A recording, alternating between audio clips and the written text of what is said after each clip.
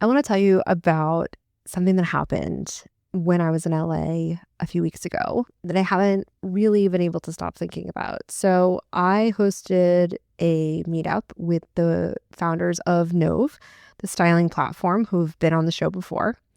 And it was just an informal meetup. I really had the goal of doing more live events this year. And most of the stylists in the room at this event were my established clients, stylists who I had been working with for many years.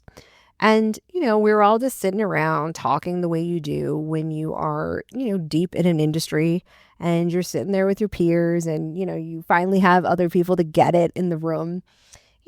Client returns, client pushbacks, the situations that come up when you've been doing this for a long time and you've seen things go sideways, sometimes comically so. And, you figured out how to handle them. And, sometimes those situations can rattle your confidence, but everyone was kind of sharing their quote war stories. And there were a few women there as well who I had never met. They were wonderful. And they had left corporate careers to sort of go full time in styling. They were super smart, very ambitious, very bright, exactly the kind of women that I work with in my programs.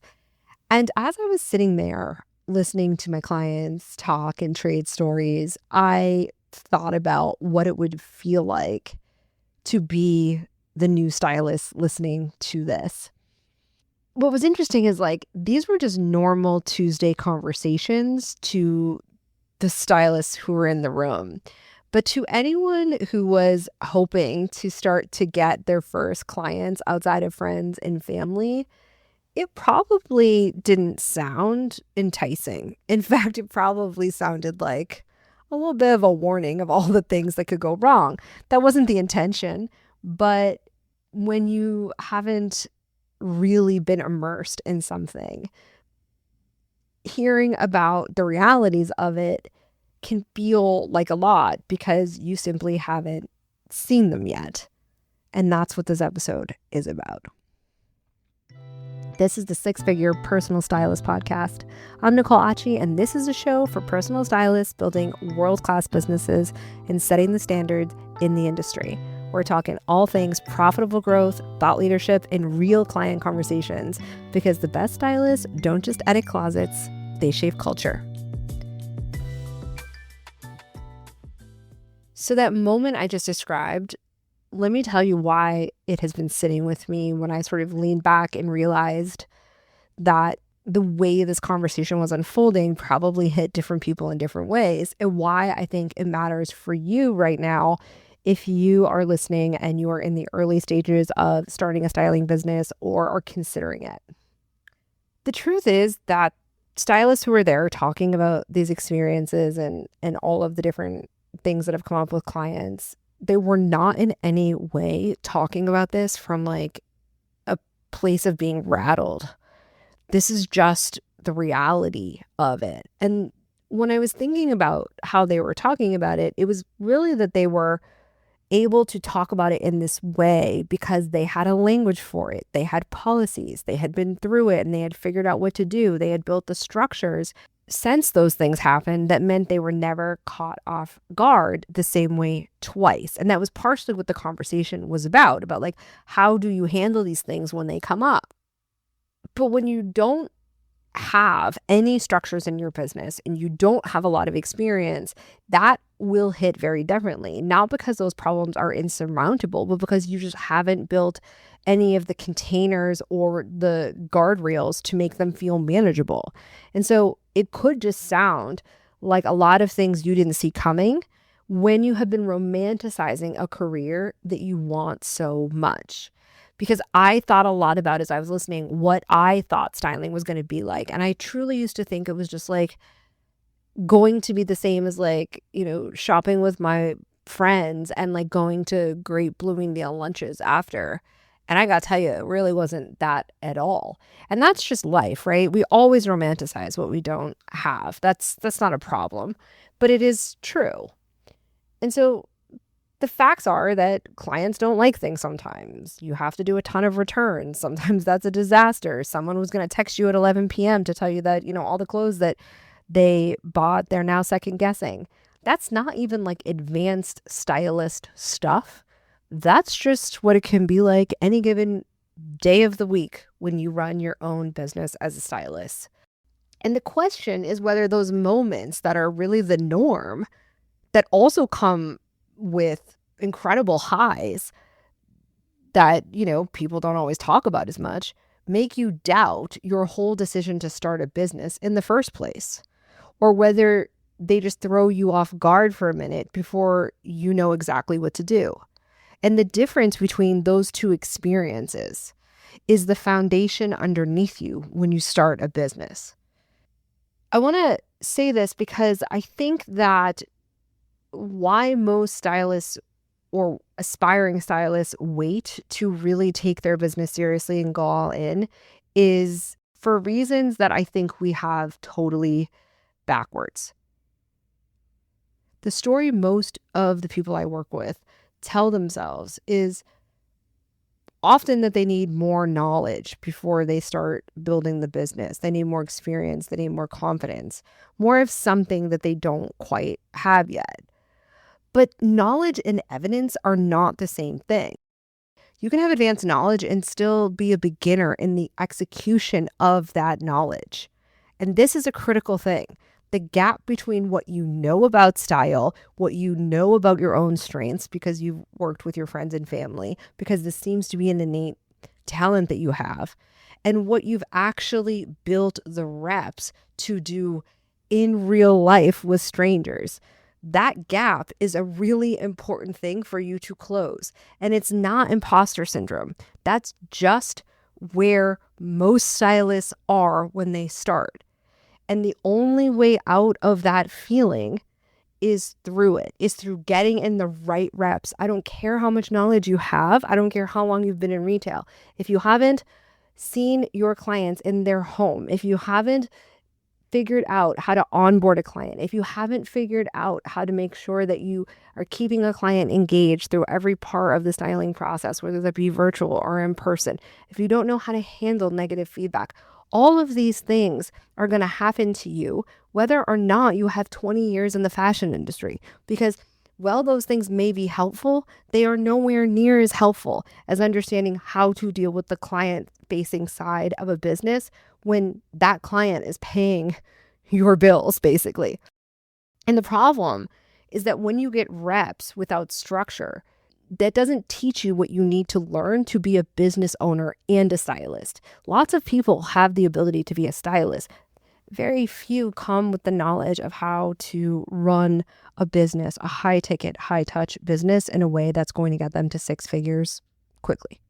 And that's just because they've never done it. I was on a call recently with a bunch of stylists, and one of them was sharing how she had done sessions with people in her area and felt like she hadn't really gotten real experiences from them because they weren't invested, they disappeared when it was time to do the shopping, and they just didn't follow her recommendations, and she felt like she was chasing them, which no one wants to feel.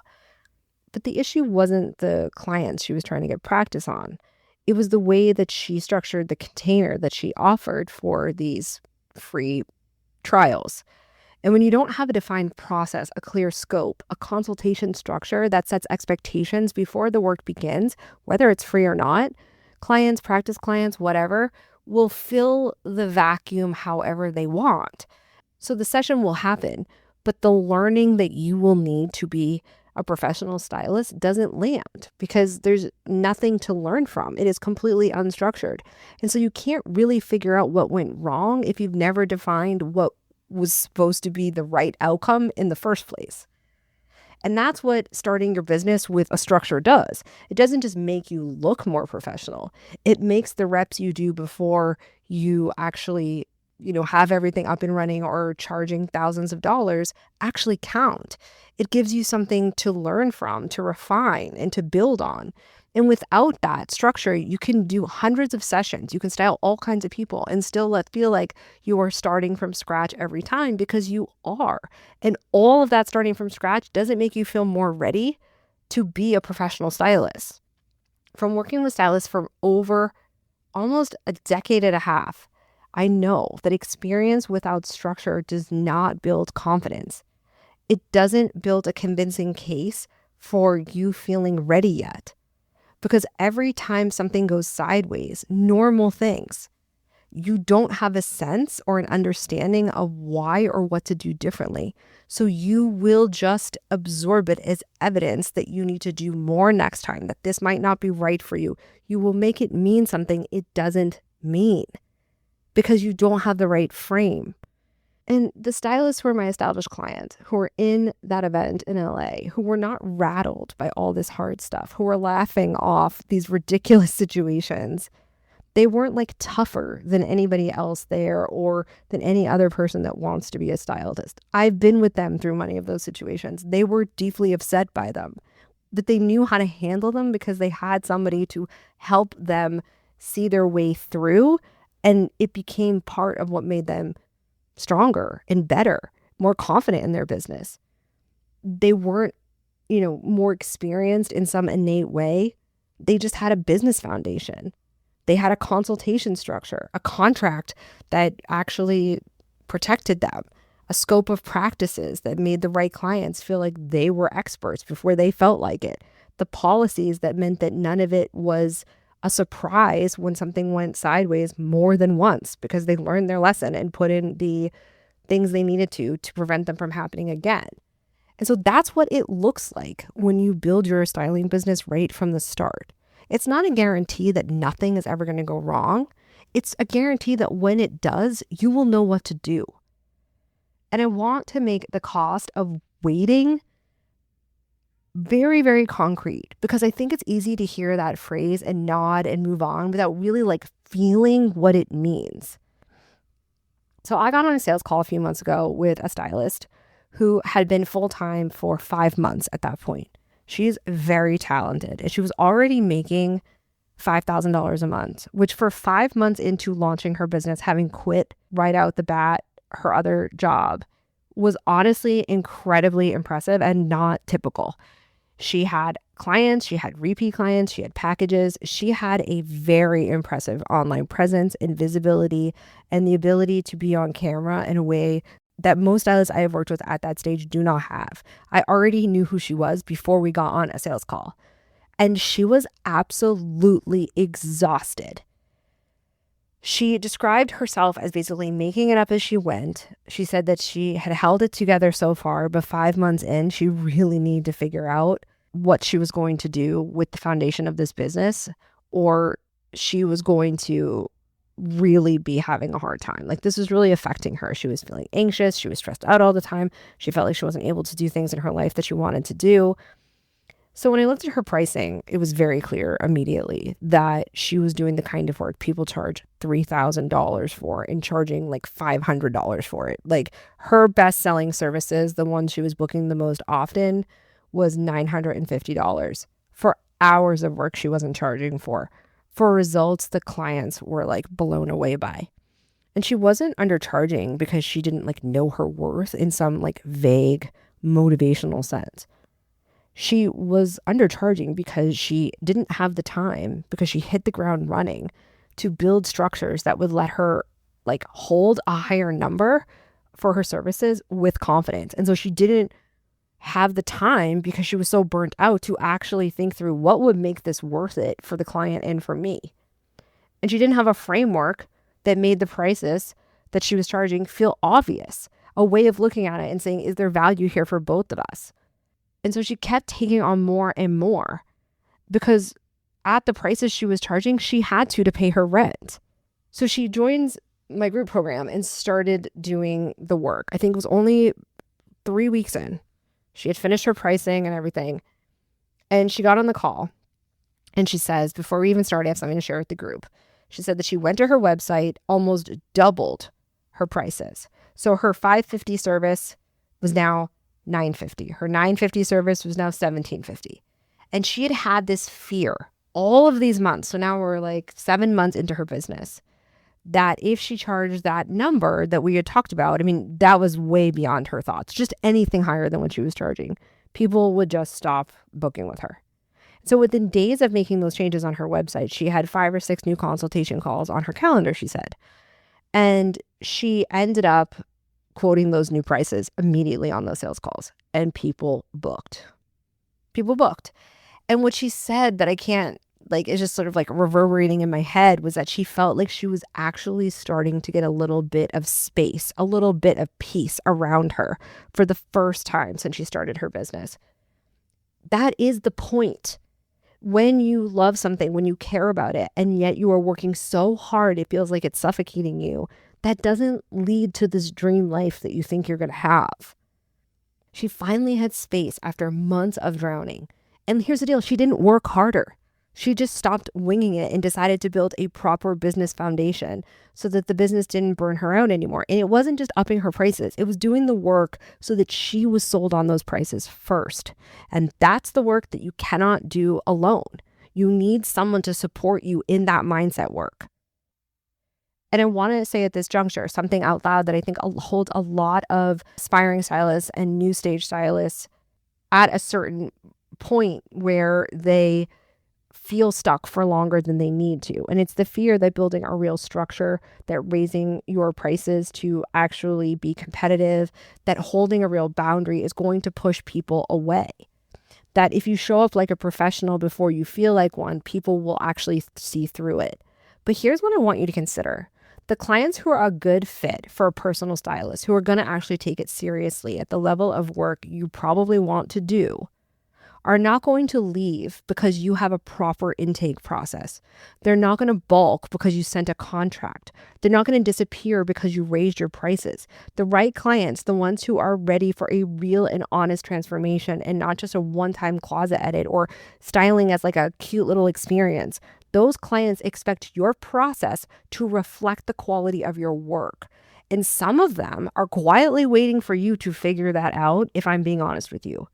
The clients who push back on structure and on normal business practices that any other professional would have are the ones you are going to struggle with anyway. Stop settling for breadcrumbs, like seriously. And here's the other thing I want to say to you. Waiting until you have more clients before you build the structure that gets you clients is a loop that keeps stylists and the friends and family stage for years. And it keeps even established stylists. And I'm just happy to be here sort of charging system that totally burns them out, but at least makes them feel like they're like somewhat in proximity to being at the table. You don't actually need any clients to build the foundation of a business. You need the foundation to get clients who actually show up, follow through, and come back to you. So let me tell you exactly how I help stylists build what those established stylists at that LA event had from day one in your business, instead of having to go back and rebuild. So if you have been the trusted stylist in your group chat for years and you're ready to make your business a real business, this is for you. So Foundations is a 6-month program. It's got 7 modules that you can do at your own pace, but you could finish all of them within 3 months and have the business up and going. You'll learn how to book your first real paying clients before you feel ready, how to price your services in a way that reflects the work you actually want to do and the clients you want to get, and how to run a session from start to finish so that every client experience feels consistent and professional instead of improvised. You're going to learn how to go from free favors to paying strangers so that you can actually build up a book of real clients, and how to put the back end systems in place so the business runs like a real business from day one. That makes an enormous difference in how you feel about what you do, even as you're getting more experience. Every module is about 30 minutes, and the rest of the time you're implementing. You're not consuming. Everything you are doing is not just mindset work. We save that for the Q&A calls. It's you actually building a real business. What kind of a bank account you need, how your clients should pay you, all of the little things. When do you need a website? Is there an intermediate way? Do you need booking software? Everything that you can think of, we are going to cover. And the first round of Foundations, this new program, includes 2 live Q&A calls every month. Future cohorts will only have 1. So this is the most supported cohort that I'm ever going to run. And when you join me through the wait list, you're also going to lock in the founding price of $1,997, which is $1,000 off what the program will be in future rounds. So as soon as this program ends, it will go up to $2,997. And you're going to also get 2 bonus live workshops in May and July before the program officially kicks off if you join from the wait list. The first one in May is going to be about how to get real clients outside of your friends and family. And then in July, we're going to talk about how to start talking to your ideal clients in your content. But you can only get that special price and those bonus workshops through the waitlist. The waitlist can be found in the link in my show notes, and the car opens April 27th for the waitlist. The program starts August 17th, and here is what I want to leave you with. The stylists who were in that room in LA with me, the ones who had the language and the policies and the structure, who were not rattled anymore by all of that hard stuff that happened with their clients, they all started somewhere.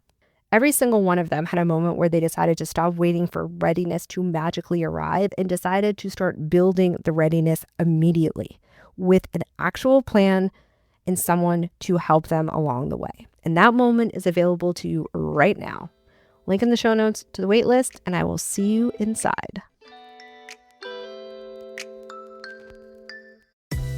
Thank you so much for hanging out with me. It turns out that social proof is actually pretty important. So if you could help me out, I'd so appreciate it. If you just had a quick free moment and could leave me a rating or review on the podcast app, that would be killer. And even better, if you wanted to share this episode on Instagram and tag me, that would totally make my day. And it would bring so much more awareness to the podcast and would help other stylists just like you who are looking to build lucrative styling business, because the better each of us does, the better all of us do. Thanks for hanging out with me, and I'll chat with you next time.